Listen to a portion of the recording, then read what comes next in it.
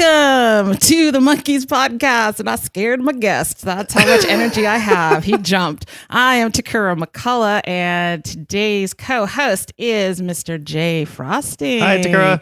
Hi, Jay. I wouldn't say scared. I would say startled. Oh, okay, startled. I'm sorry. You did jump, though. That was a jump? Yeah, I think it was a jump startle, not a jump scare. I felt bad. All right. Oh, no, not at all. Okay. I'll give you a reason to feel bad later. Oh, thank you. Yeah.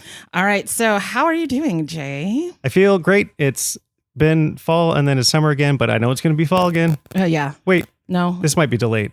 Maybe I shouldn't be talking about the weather. it doesn't matter. People will figure it out. Okay. It's okay. We live in a microclimate. There are multiple seasons. They come and go. Yeah, it's fire season right now, everybody. Fire season. I got my buckets of water in the back seat just in case. Oh, jeez. I don't. Oh, okay. You made me sad. So first I felt bad. Now I'm sad. So, Jay, do you have a personal relationship with my lords and saviors, the Monkees? Gosh. Okay, let me back up. Okay. I'm not going to use the word fan because fan means you will do irrational things in support of the band in this case. Okay. So I'm a fan of They Might Be Giants. Ah, yes. I really like the Monkees. I didn't understand when I watched it and it was on MTV in the 80s that it was a parody satire sort of thing. I thought they were trying to be as good as the Beatles, but funny. Oh, well, they kind of were. I mean, yeah, they kind of were. And I saw Mickey Dolenz speak at Rock and Roll Fantasy Camp. Oh, yeah? And somebody asked him some question that included the premise of the band. And he said, well, let me start with the beginning. The Monkees was not a band. It was a show about a fake band living in a fake beach house. I'm like, interesting that he would include the part about the beach house. Okay. So that was kind of ancillary. It's a great house. Yeah. So I did watch it in whenever it was on MTV in the 80s. But around the same time, I was also discovering Monty Python and the Young Ones. Oh, yeah. MTV was just throwing all sorts of weird stuff on. They were really messing with their heads there, mixing genres and styles and time periods. So I was, learning all sorts of different aspects of comedy at the same time. Yeah. That's what. So you thought oh, poor Monkees, they're never going to be the Beatles? Is that were you watching? It must have been a sense of pity. I was like, they tried so hard. I wish I had more concrete memories of the show. Oh. This is going to be fun to watch it again. All I remember is one time they were wearing cowboy hats. In fact, that might even be in the opening credits. And there was one really good joke where they were sort of Fred Astaire dancing up and down rooftop. Oh, the steps there. And I think I'm conflating stuff. I'm sure I'm conflating stuff. But there was a very good joke I remember where they're like, "We're on top of the world. We're number one." And Peter Tork goes, "It's all downhill from here." No, yes, was that? Oh, I can't remember what episode that is, but yes, that is good definitely a joke. It's all downhill from here. Oh, now I remember what episode it is. We're not going to see that one today, okay, well, all right. But that is a good one. Spoilers. Well, I don't know if you know, but I was a hardcore fan in the 80s. I brought out my Casio keyboard and played along with the MTV episodes. Oh, wow. Yeah, I was like way into it. I went to see them on their 86 tour, the 20th reunion tour. Kind of, fell out of it, got embarrassed as an older teen. I was like, okay, that's not cool. I need to not be a fan of the Monkees anymore. Who wants to be cool, though? Right. So, yeah, I was way obsessed. And now I'm re-obsessed with the DVDs. I almost called them CDs because I'm old. It seems like a healthy obsession. Oh, well. You look like you've been sleeping well. Yeah, but I spent way too much money on this DVD set. And then at Comic-Con, I bought some art, the Alex Ross. But you didn't bring it to show me?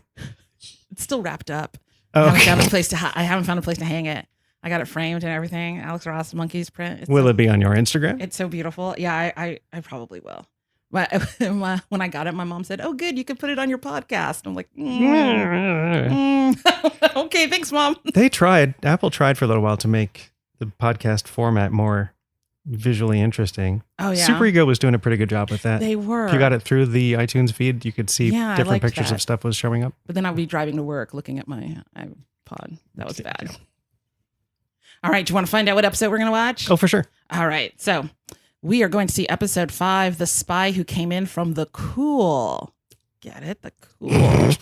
Directed by Robert Rafelson, written by Gerald Gardner and Dee Caruso, produced by Robert Rafelson and Bert Schneider, associate producer Ward Sylvester, a Raybert production. The Monkees are cast into the Cold War after Davy purchases a very special pair of red maracas. Production notes: The Spy Who Came In From the Cool was filmed in July 1966. I stumbled over that. Was it filmed? Filmed. I thought it was going to be about the actual movie, The Spy Who Came In With the Cold. So I was wait, no, they're talking about when this was filmed. All right, so The Spy Who Came In From the Cool. I expect this to start with a 10-minute long ski chase down a mountain. Okay, I don't get it because I never saw the movie. I think I'm thinking of A View to a Kill.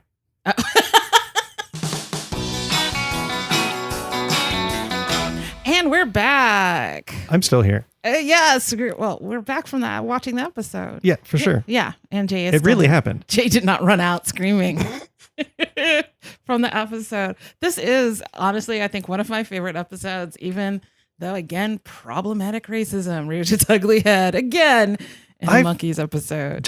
I just assumed there would be something. Yeah, there is. There's a couple somethings. Yeah, so The Spy Who Came In With a Cool. He opens up with the Monkey Mobile. You got to see that cool looking car. What is that car? It is, I don't know cars. It's something fancy and special. It was specially designed for the TV show. Yeah. I used to know what kind of car it was. It was supposed to be like a, what do you call it? Like a, not a demonstration, but like the model for like the new line. And then they're like, this looks concept car. Yeah, it was supposed to be the concept car for the new line, and then the car company was like, this is too weird. This doesn't even look anything like the cars that are coming out. I saw a concept car for a Jeep in 2004, and I really wish they would have made that thing. Oh. I'll show you a picture later. It seemed like it was glowing green. Oh wow! And it was so smooth and curvy. Ooh. I think it was the Batmobile guy. Is it Dean Jones or something? Yeah, Dean Jones. Oh, it's a Pontiac GTO. I'm finding out the Monkey Mobile. Yes. So I'm imagining that huge thing on where the engine should be on the roof was just a decoration. Yeah, I guess so. I don't understand cars. I'm sorry. My dream car is the DeLorean as designed by Doc Brown. Oh wow! And I don't know. I'm in the second half of my life now, and I still am nowhere closer to it. But now's the time. Still my dream car. Yeah, no, you have time. You can get it. Yeah. So they get out of the car, and it's immediate crotch shot. I don't know if you noticed, but immediately they are filming them from low angle. Oh yeah, that was a weird low angle. Yeah, they didn't return to that later. No, it was just like tight pants. All right. And do you want to? How many tangents am I allowed to go on? As many as you like. I feel like that angle might have been an effort to avoid specific signage or copyrights or something that they didn't want in the show. Yeah, that's a good thought. Yeah. I like trying to figure out where they are in LA sometimes by signage and things, but it's hard. They made it really hard. They did a good job of that. And so we just get dumped in media res, so to speak. They're like, here we are in the middle of the day, and the Monkees are doing errands. Yep, going to the pod shop, go and get some stuff. And there's that cello just sitting out on top of a table that really bothered me. Again, with this like new restored DVD, I see so many more details than I did when I was watching on old VHS tapes or YouTube. I was like, oh man, look at that cello just sitting out there, no case. Upsetting. So Davy needs some maracas. Oh wait, we forgot. Did we skip the setup? The setup was the spy lady. The spy lady is talking to Boris. Oh, you're right. And I don't remember what her name is at all. She's called Madam throughout the whole thing. Yeah, okay. Madam's talking to Boris about how his contact is going to show up. A short man's going to ask for a pair of red maracas. He's going to only have 50 cents, and he's going to sell it to him anyway. And then she exits through the harp. And so that's the secret spy. It's a harp box. Exit. Yeah, it's a box. In case you're having trouble visualizing walking through a harp. Yeah. Well, he says harp. He doesn't say harp box. And so, of course, poor little Davy Jones comes in. Little tiny Davy Jones comes in asking for a pair of red maracas. You can see where this is going, everybody. Was he 15 years old when they filmed this? He was big. Yeah, he was pretty young. Wow. I think he was the youngest. They all look younger than I remember, but he looks like a child. Yeah, they all like when we were watching it in the 80s, they were like, "Oh, look at those grown men on TV." Yeah. Now it's like, "Oh, look at those children on TV." Yeah. So Davy says he only has 15 cents. Davy, again, best actor in the episode, just really selling every single line and emotion. He's like, snapping his fingers. I only have 15 cents. Darn it all. And he sells it to him, gets him for free. Oh, he doesn't say, yeah, it's yours. And tells him to exit through the harp, which is fun. It is fun. And didn't see that coming. Yeah. I guess, well, we built this prop. Yes, Might as well use it. Use it again. And then that was the first time they broke the fourth wall in this episode, because Mickey looks at the camera and said, I could have sworn it would be the accordion. Right, which was Boris's line earlier. Yeah. So we have a callback, fourth wall. And then, oh no, here comes a little tiny man who is actually the contact, asking for the red maracas. And Boris has made a terrible mistake. And I think that from then we're straight into the opening credits, right? Sure, that's where I would have put him. Okay. When you have expertise, by the way, I did not talk about it, how I know Jay or why Jay is here. Jay is a very, very dear, funny friend of mine who I met at Max Fun Con. Probably, yeah, almost certainly. And then I found out he had these funny videos on YouTube. Yeah, I've made some efforts at comedy starting in like 2000. Actually, Max Fun Con was an eye-opener for me. Really? So I saw Merlin Mann talk about how you're going to start a thing and you're going to be crappy for a long time. But might as well start. Yeah. I'm like, oh, damn. Okay. So hence this podcast. Yeah, hell yeah. Long story short, I did a number of comedic things. Not so much lately because I'm too busy yelling about fascism, but yeah, I'll get back to it. My wife and I have a cooking show that we're going to spin back up called No Dogs in the Kitchen. I really enjoyed that. No, thank you. That was good. And I really looked forward to the, what was it? Us. Them Weekly. Them Weekly. I really looked forward to Them Weekly. That was a good time. series. All right. Back to so that's why you said that's where you would put the credits. That reminded me that you have experience with editing and whatnot. All right. So, season 1 credits, which I don't like. They're not as fun as the season 2 credits. Oh boy. So then we're back to them in the club. Are they in what was the name of that bar? It's the Vincent Van Gogh. I think they're back at the Vincent Van Gogh. I don't think they say it. No. But I believe that's the set, the Vincent Van Gogh. Gogh. Name. And they're playing The Kind of Girl I Can Love, and I love that song. I really like that song. It's a Mike song, and he's singing with his little twang, and I love it. And then Madam and Boris come in their disguises, disguised as young, hippie teens of the era. They're trying to blend in. They're doing a terrible job, and the TV show tells you that they're doing a terrible job. Right. In case you didn't know, they put a little box around it with an arrow that says they've got to be kidding. Right, and which is so YouTube. It is. Oh my gosh, you're right. It is. I remember as a kid watching it and going, yeah, they look as stupid as everybody else on this show. I don't know what the joke is. Nope. Now I see, they look like messed up Sonny and Cher is what they look like. Oh, good call. But then I was like, yeah, so they sneak in. Well, they don't sneak in. They don't. Everybody knows they're there, but they come in. They try to blend in. I think they do a little bit of dancing. They dance awkwardly. But then immediately pull out a gun. Wait, we missed the weird gay joke. Oh, yeah, sorry. No, don't apologize. It's not that important. But yeah, Boris says, these American teens are so forward. One of them asked me to dance, and then, I messed it up. But anyway, Madam says, Americans are so forward. And he's like, it wasn't a girl. Yeah. And then like the canned laughter comes in, and I'm like, actually, that's like, I was thinking kind of a weirdly progressive kind of gay joke for the time. I was thinking it's left up to the audience member whether they want to say, ha ha, gay people, or say, oh, yeah, maybe it wasn't a girl. Right. And that went, I don't think they brought in a laugh track at that point. I don't think there remember. is. Okay. I think there is. Okay, I'll take your word because they're for it. laughing like everything. Like she touches her hat and there's like a laugh. So anyway, I was like, look at that weird joke.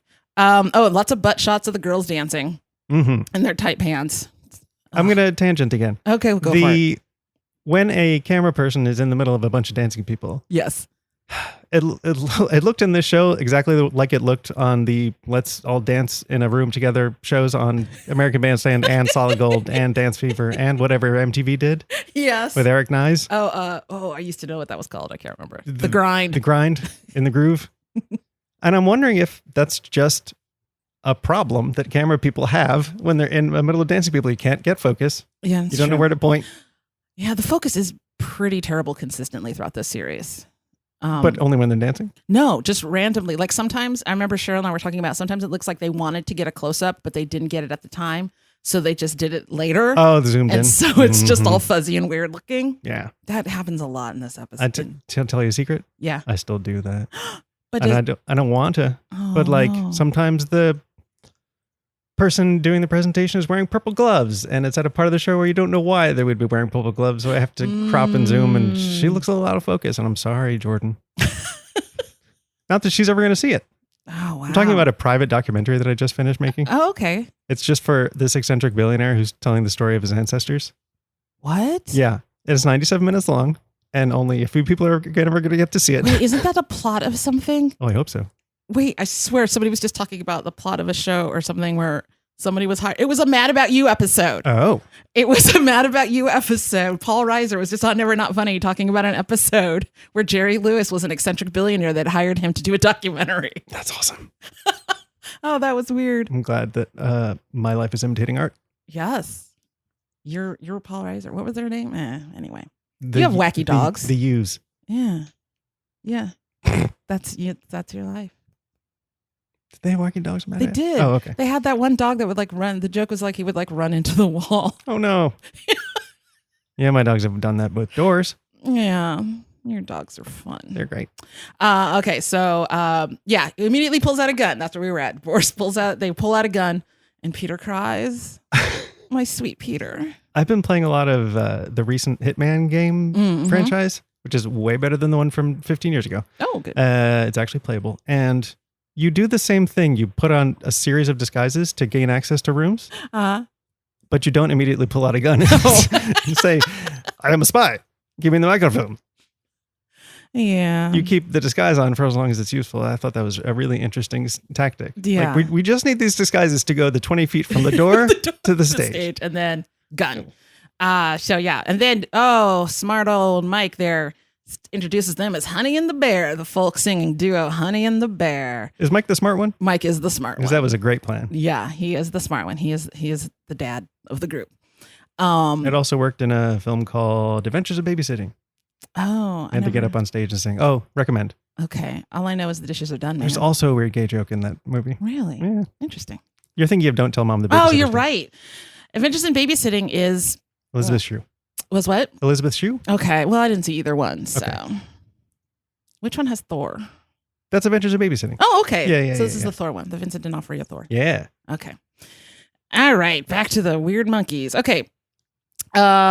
So what happens after? Oh yeah, the Honey and the Bear. Oh, they throw pillows at them. The audience at the so dance mad. club each has 2 pillows. Yeah, they're so upset with this folk song about burn down the Senate or something, which is the opening line. I didn't understand any of the lyrics they were singing. They were too operatic about it. I swear they say burn down the Senate. Just terrible.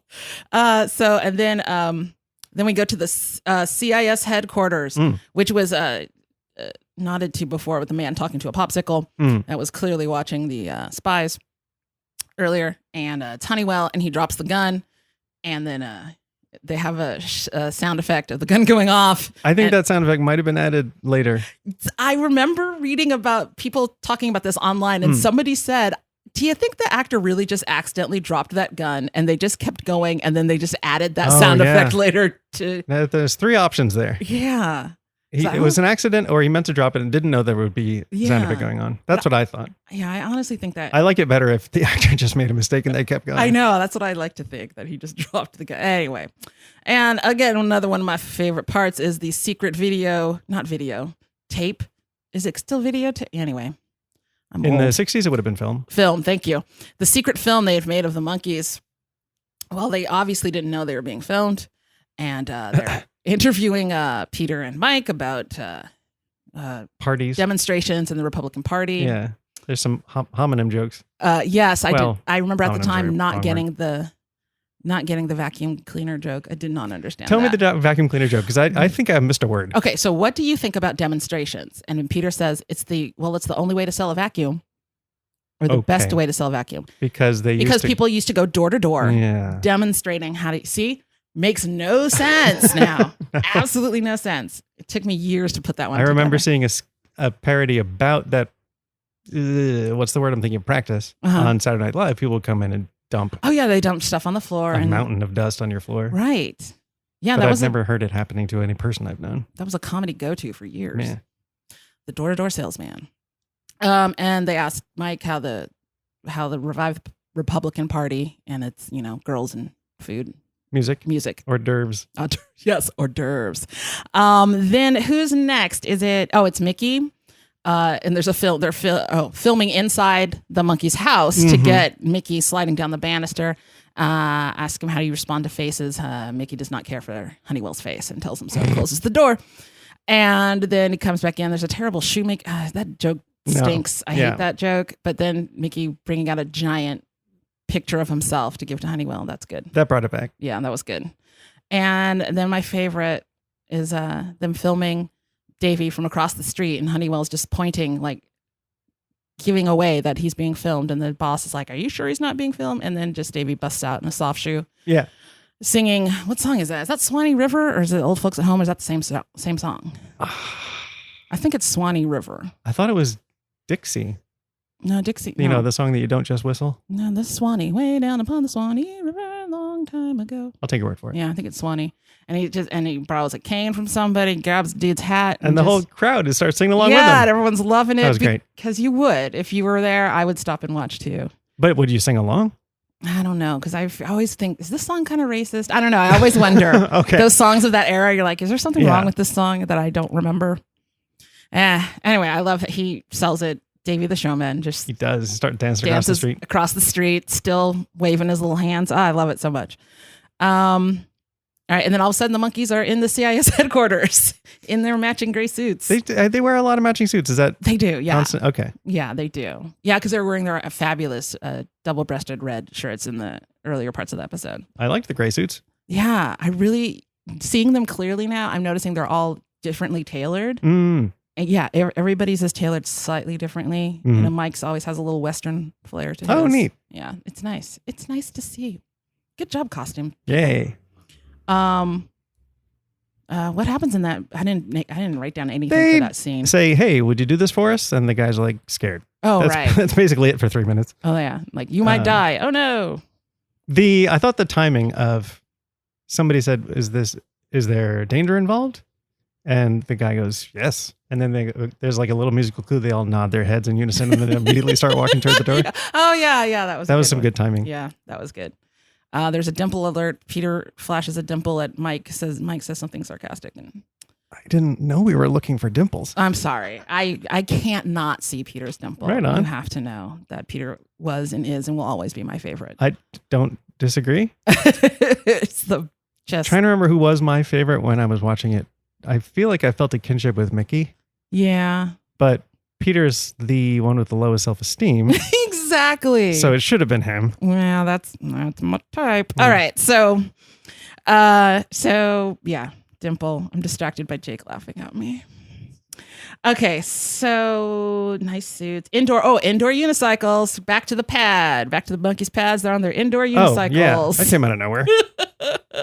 I think they were romping in those unicycles in an earlier episode. Okay. And so good. Now they're inside. And you could see how fun colored they are. Did you notice like they were like shiny orange and purple? Mm-mm. Those unicycles are fun colors. I'm sorry. I'm really excited that I can see these colors now. That's probably where they got the idea for the iPhone 5C. Right. The Monkees unicycles. Yeah. And then they go to their fantasy, their James Bond fantasy with Mickey as Q, introducing all these little gadgets and whatnots. It starts with Peter. I don't remember what Peter's bit is. And then Davy, again, I don't know why. Just like watching this for the 80th time, I'm just in love with everything that Davy does. I don't know why. But his bit about the tie pin. Was it a camera on the tie pin? Or was it going to I think it was a camera. Gas? I think it was a camera on the tie pin. No. Could be anything. Anything. And he said, it weighs your neck down. Yeah. And he tilts a little bit. And he says, no, there's a pill inside. And what happens when you take it? And then Davy twists the tie in a coy manner and says, it makes your breath kissing sweet. Oh, cute. It's true. I'd never heard that phrase before. I'm going to start using it. Kissing sweet? Kissing sweet. Kissing sweet. And then what I used to think was a really funny joke with Mike and the lighter. I used to think this was hilarious. And now I'm like, that's kind of weird. That's kind of weird. The premise of the joke is that Japanese people are short. Yes. And that Japanese people make cool gadgets. So inside this lighter is a tiny Japanese camera and also a tiny Japanese cameraman. Turning Japanese. I think I'm turning Japanese. What do you think that song's about? Because when I was a young kid and I want to say middle school, somebody told me it was about masturbation. Yeah, that's what I was told too. Okay, I don't see the connection. Oh, it's not a good connection. Okay. I would rather not talk about it. Okay, Google it, folks. So, and keep it to yourself. And then Mike turns on the, not turns on. What do? You flick the lighter, the flame comes out, and you hear a little scream. Yeah, that was too much. And then he says, "Sorry, Yamashita." Oh my God. Scorched you again, little guy. Scorched you again, Yamashita. Oh gosh. But it doesn't stop there. Yeah, no. I used to think that was the funniest part. I'm sorry, everybody. Hey, you grow. I didn't know. I was a child. And then it goes on to I don't remember what this dude's name. There's a big tough guy.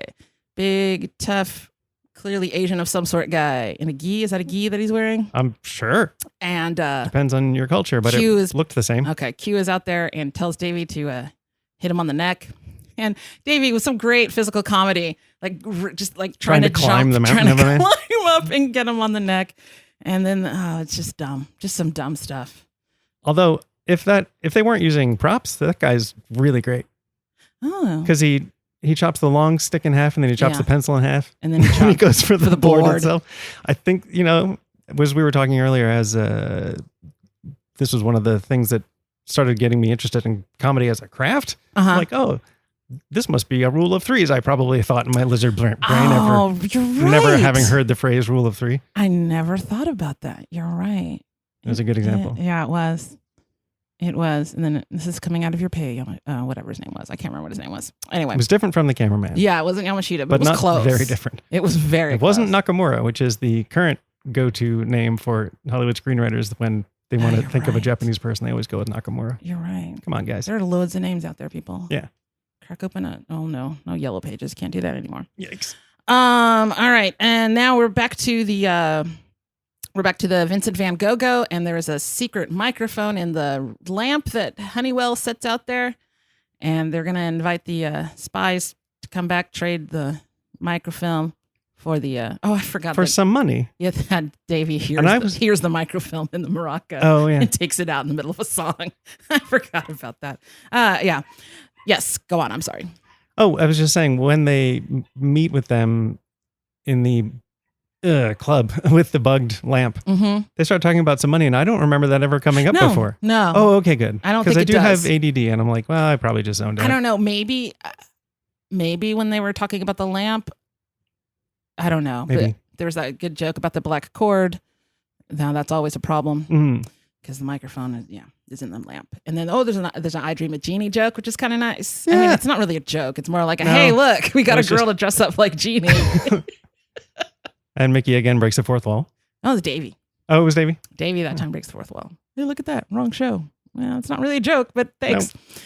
And I love Honeywell with his little listening device and those old earbud like. Oh yeah, they looked uncomfortable. I remember. Do you remember those? I'm sure I did. I remember those. They were very plasticky and uncomfortable and just weird. There was a weird white kind of plastic earbuddy thing. It's like if you get those fancy earbuds with interchangeable pads, and then you lose those. Yes, that's exactly that's what it feels like. Yes, ow, pain. Those I've owned and lost. I'm sorry. Well, What do you think you've bought more in your life, earphones or fingernail clippers? Or sunglasses? Not sunglasses, because I buy prescription sunglasses. So I can count those on one finger. Not one finger. One. I don't know. That's a good question. Because those earbuds are frustrating. And then fingernail clippers, you just lose them. You're just like, oh, I had some, and now they're just gone. How does our audience write into the show to tell us which one they've lost more of? Oh, well, you can write in to at Monkees Podcast. That's cool. At Monkees Podcast, PAW. Oh, fair enough. Yeah. Yes, let us know. Earbuds or fingernail clippers? Should we make up a hashtag for this? Yeah. Clips or buds? Good. Hashtag clips or buds. So the honey, I want to call them Honey and the Bear because I love that name for them. But the spies, Boris and Madam, come in and they do the comical thing of keep pushing the lamp closer and closer to them because they're recording them. And then there's like, oh, multiple problems. What happens the first time? Davy thinks they got him. Says, you can't hear a nod, says Honeywell. Davy nods. They're trying to get Boris to confirm that he is a foreign spy. Yes, a foreign I spy. don't think they ever say what country they're from. No, they don't. But they have a Baltic accent. Yeah, we all know. We know. They're Boris. It's the Cold Boris. War. Come on. There's another rule of 3 thing. Yes, yeah, I was just thinking. The first one is that he nods, and then I keep saying this is my favorite joke, but when Davy goes in to tell Honeywell that they got him to confess, and he's like, "What?" And he's like, "He nodded." And he's like, "You can't hear a nod." And Honeywell turns back to his recording device, puts his earbuds in, and Davy nods, and Honeywell turns and goes, "What was that?" That is really good. I love that one. All right, then what's the second problem? When he comes out, he trips over the cord and unplugs the Right, he unplugs the microphone. They get a confession. He goes back, and then Davy's mad this time. I like the way Davy's like mad. It's like, you did it. Why are you mad? You were the one that kicked it out. And Honeywell's acting. I don't know if you noticed when he comes back in that second time, Honeywell's madly flipping. Oh, I did notice. Yeah, he's like, oh no, something's wrong. Yeah, it's great. The director was on point there. Good job, Honeywell. And then the third one is the loud couple. Oh yeah, The loud couple at the next table that Mickey scolds them because they're trying to record. And then he comes out with one of those, what are those things? Those little clapper dealies? Slate. Slate, yeah, a slate. Spy confession. Take 4. Take 4, which is good. And then things come to a head somehow. I don't remember how. They get fed up, Oh, and she that's pulls right. the She gun pulls out. the gun again. out. Yeah, she's such a great spy, you guys. Madam, you can't stop her. Oh, we missed the setup. Oh, Well. okay. We'll kind of, well, anyway. So there's a big to do. Jay has no idea. You lost? No. Oh, okay. Yeah. So there's a big. Earlier. Oh, okay. Diddle-oo. Back when they come into the club, everyone's dancing. Oh, wait, which song were they dancing to? Stepping Stone, I think. I felt pleased that we got to watch an episode where I'd heard one of the songs before. Oh, That's a good song. I like Stepping Stone. Stepping Stone is a good song. Although I didn't notice that the friggin' drums are so. Is it the drums so loud? No, All the King's Horses. The drums are really loud. Okay, so no, wait, Stepping Stone. I've lost the track of the song. Sorry, everybody. I can't keep track of this. So All the King's Horses is what starts now. Stepping Stone was earlier, and the drums are really super loud. My comment remains the same. Yes, Stepping Stone Good is a good song. And so they come. Oh wait, okay. Oh my God, can we edit out how dumb I am in this episode? Thank you. When they come into the club for the first time, Stepping Stone is what's playing. That's when Madam says, "Look at them. They copy each other's steps. They're all sheep." Right. Set up for later. All these Americans.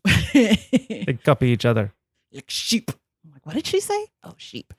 And then, which I thought, like, is there a sheep joke coming? That's what I thought. Oh. No. Wait, dear audience. So later when Madam pulls out her gun, and I think Mike is the one that says, "I have the microfilm, come and get it." And then he pushes her into the crowd of dancers because now she can't escape. How do you escape a crowd of dancers, Jay? It's impossible. Well, if I were playing Hitman oh dear, and had gotten pushed into a corner, I probably couldn't escape. Oh really? Yeah, sometimes you just get stuck in a corner and you have to wait for them to dance away. Wow, that's a good game. Or you could karate chop them. Oh, that's what Madam does. Oh. So Madam busts out a karate chop, which we get to watch twice because they redo. We watch a karate chop Mike twice. And then guess what happens, everybody? All the kids on the dance floor start karate chopping each other. Yes. Because they copy each other like sheep. You can also see this joke played out in Can't Buy Me Love.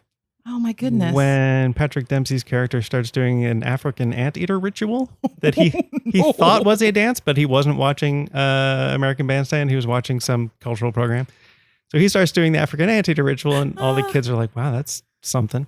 And then they start doing it also. Oh man. And he becomes accidentally cool.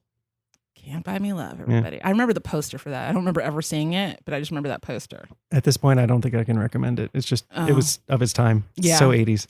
Oh, the 80s. All right. So Madam escapes, says to Boris, "I'll see you in Argentina." Boris cannot escape because Mike twists his ear. Right. Yeah. They all tried to beat him up, and he was so big and strong, and he threw them against the wall, and Mike's like, "Oh, no more Mr. Nice Guy," and pulls on his ear. Yeah, and then they all sit on him, which is weird. That is weird. They could have just thrown pillows at him. That would have helped. Oh, yeah, those pillows. I like that Davy's ad lib. Get him, Mike. Twist his ear. Davy. And then that means something, right? That's a saying. Twist his ear? Let me twist your ear for a second. I thought it just meant you no, wait. Bend your ear. Something. Bend your ear. Bend your ear. That's okay. talking. Friends, Romans, countrymen. Let's lend. Lend me a shovel. Sorry, I went A to C there. Yeah, you did. That's good. Referencing an old you can't do that on television joke. Never mind. Somebody will like that. This is like a little improv 101 this episode. Rules of threes, A to C. I have taken that class several times. Oh. I only took it once because I passed. Well, they were different schools. Okay. I thought you just failed repeatedly and I'd be shocked. Two of them were in Texas. One of them was in Jay LA. Failed improv 101, you guys. That's the rumor I'm starting. He could not get past. I'm technically not an upright citizen because I never completed 401. Oh, well. I did. Can't you tell everybody? Because I'm hilarious. All right, let me pull up my Maximum Fun gold card. Oh. One up you. Oh, but hey, I was name checked on a couple episodes of Never Not Funny. So how's that? That's not bad. Yeah. Hey, I'm showing you the actual card. Oh, that's pretty sweet. This is what I got instead of a pack of blondies because Jesse stopped making blondies. Oh, he did? Yes. That was the only way I was going to join that level was to get some blondies. That's really cool. This is a nice gold, actual, sturdy. Someday it will get me backstage somewhere. Yeah. I was gonna thank Elliot Hochberg for name checking me on an episode of Never Not Funny since he is no longer on Twitter or Facebook. Mm-hmm. So like next year or 10 years from now when Elliot Hochberg happens to be listening to this. Hi, Elliot. Thanks, Elliot. Thanks. That was sweet. All right. So then Honeywell comes back, says that Madam is halfway to Red China by now, which is such a weird thing to hear. Red China. That's just such a weird saying to me. I mean, it was a common saying. It was common enough that I remember a friend of mine when we were like in 6th or 7th grade, like we were not on drugs, but he said to me, hey, do you think like in the future, Red China will mean China on Mars? And I thought to myself, I have never heard the phrase Red China before. Oh, sure. That was a good question though. Yeah. Are you still friends with that person? Yeah.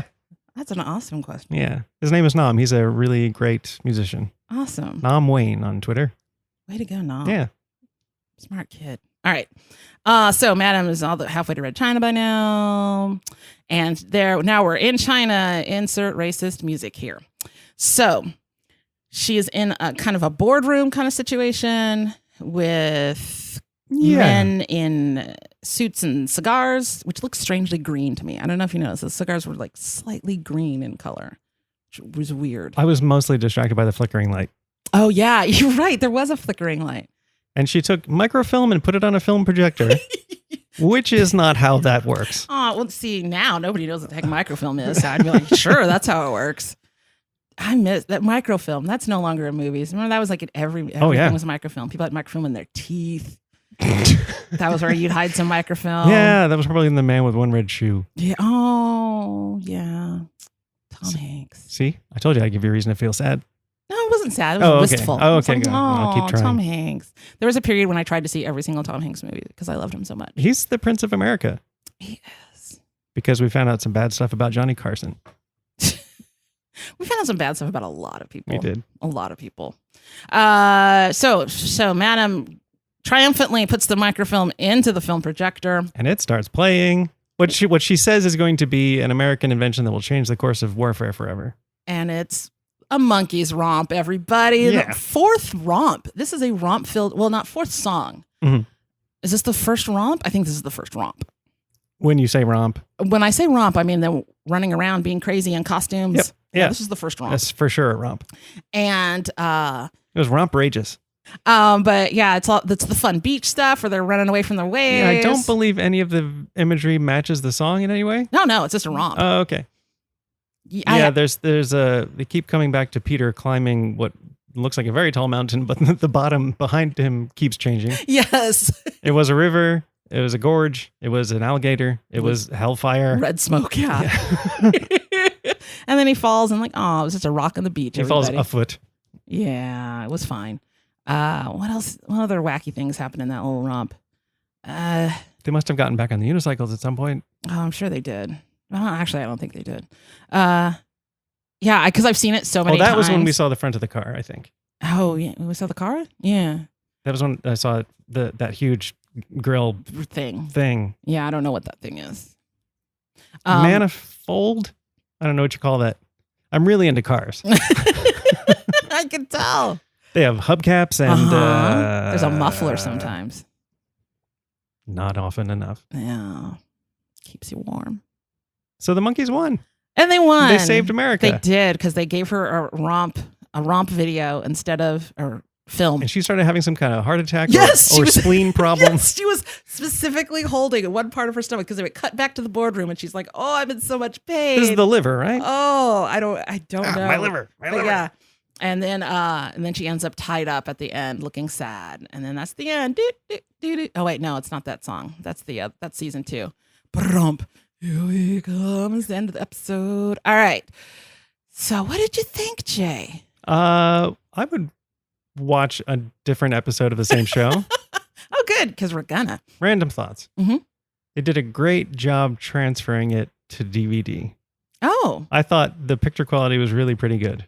Excellent. And the sound quality was fine. Yes. And I'm wondering just like how many times they go back to the same thing of the dancing scene.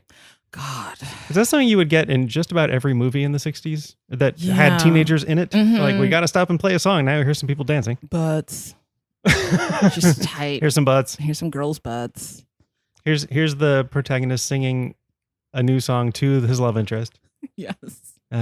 Somebody on YouTube like put together a video of one of those songs, probably the girl I could love because I like that song, and they just looped the people dancing from this episode, and it's like, God damn, it makes me so angry. I'm like, yay, you made a video, and then I'm like, oh, I have to see that girl's butt again. Oh, here she comes again. There she is, that girl's butt.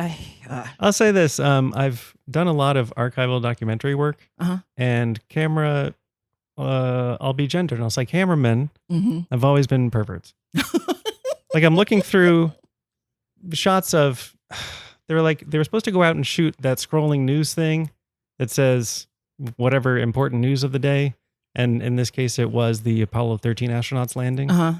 And sometimes it'll show you news that isn't that. So the cameraman would tilt down and find a pretty girl and just follow her for a little while. Yeah. That's what I learned guys. Going to Sharks games in my youth. It's like when there's nothing, when they're supposed to find people in the audience, it's pretty girls. Yeah. And it makes you wonder, like, who are you doing that for? Is it for the editor later? Yeah, I don't know. Like, oh yeah, she's cute. This is irrelevant. You're wasting film. Film is expensive in this year. Oh. All right. Anything else from a technical point of view? It was a tight 21 minutes. Oh yeah, however long it was. No, I didn't really feel like they were wasting time much. Oh, good. Which is nice. I mean, given that it had to have music in it. Mm-hmm. There was a lot of music. Yeah. I think this is weird to have that many songs. And I was thinking on the way over, I'm like, I really don't remember the show being large in any way. I didn't have any what you would call set pieces. Oh, yeah. I'm like, I don't even remember other characters. I just remembered the band. Yeah, that's all there is. So in that case, I would say this show has had a much higher quality than I was expecting because they hired a bunch of extras and some of them had lines. Oh, yeah. They went outside and filmed sometimes. Yes, they did. Oh, that's what it is. We got to see the streets, the weird stuff they did on the street, which was not really for any episode. It was pure romp stuff. Yeah. The bathtub down the street with Peter in it, and the bed down the street with Davy in it. Yeah. Why did they do either of those things? I honestly think that the bed thing was a weird promotional thing because on one of the bed posts, you can see a little sign that says Monkees. And I think it might say NBC. Oh, okay. And I think that might have been them being wacky in Los Angeles to promote the show. That makes sense. Yeah. They're like, well, we filmed it. Just put it in some episodes. And a lot of the stuff from that romp is in the season 2 opening credits. Oh, good. Yeah. Good. I liked this show. Yeah. Fun. Fun. Here's a thing that I stole from another podcast. Do you have any favorite performers or anybody in this episode? Any actors or performances that stood out to you? While you think, I will share mine. Okay. I like the guy at the end who is standing behind Madam in the boardroom, who stands behind her angrily for a second, and then they cut back to the Monkees doing something rompy. And he points to the screen as if to say, look at that. Look at what you have done. And then they cut back and she's tied up. But I don't know. I really enjoy his performance of angry standing, point to screen. Yeah. and then he's gone. I liked the CIS agent, their liaison. Honeywell. He was believable. I do like as Honeywell. goofy as his introduction was, talking into a popsicle. Yeah. I started to really like him. I'm like, he needs a spinoff. You know what? In the land of fan fiction, Honeywell comes back. Does he? Yes. Honeywell is like a recurring character in somebody's fan fiction out there. I'm sorry, I don't remember who you are. Please link to it in the show notes if you have show notes. There's like a cold spy. It's fantastic. Cool. Honeywell. And he looked a little like Josh Molina. I think that's what did it for me. All right. Thank you, Honeywell. If they reboot the show, you can play that guy, Josh Molina. Why? All right. Why would they do that? You can't reboot the show. No, you can't. Anything to promote besides your funny, fun self, Jay Frosting? I don't know. Do people like yelling about fascism? Yeah. I'm trying actually. I'm 6 or 7 years too late, but I'm trying to get more into Instagram because it is more lighthearted. I actually have this on my daily journal. Like, put something lighthearted on Instagram. What is your Instagram? It's Jay Frosting. Yay. I'm Jay Frosting on all the things. Oh, good job. Except for TikTok, because I don't know what that's for, so I didn't sign up yet. I don't. It has something to do with music. Yeah, I don't. But maybe not. Yes, it is. It's mostly music. Well, It started as music, and now it's kind of branched into like weird short film kind of thing. You know what? I'll sign up when we're done here so that nobody steals it. Good job. Oh, yeah. That's smart. I'll try TikTok once. All right. It'll probably be something from Hamilton. Ooh, fun. Yeah. You know, the Hamilton app has its own like weird. No way. Yeah. Really? Because I was like talking about Hamilton with my students, and so I busted out my phone and I was like, oh wait, let me update the app. I haven't updated in a while. I'm like, there's karaoke on here, guys. Cool. Oh, it's gonna video me. So I turned it off. But yeah, I think it's like a weird Hamilton TikTok kind of thing. I'm gonna do that. That's fun. All right. Thank you so much for being here. My pleasure. Thanks for inviting me. And don't go me. anywhere because we have one more episode. Oh, okay. Cool. Right. So anyway, that was Jay Frosting. I'm Tekurah McCullough. Please subscribe, leave a rating and review on Apple Podcasts. Find us on all social media at Monkees Podcast, Monkees PAWD Cast, and support the show by getting official podcast merch at dragonwagonshop.com. Thanks, everybody. Bye. Ciao. If you are enjoying this podcast and other podcasts on the Dragon Wagon Radio Network, be sure to check out the Dragon Wagon Shop. Awesome t-shirts and mugs from your favorite shows so you can tout your podcast pride, all while supporting your favorite indie podcast network. And make sure to check it often for new items and limited time designs. So shop now at dragonwagonshop.com and get your dragon swag on.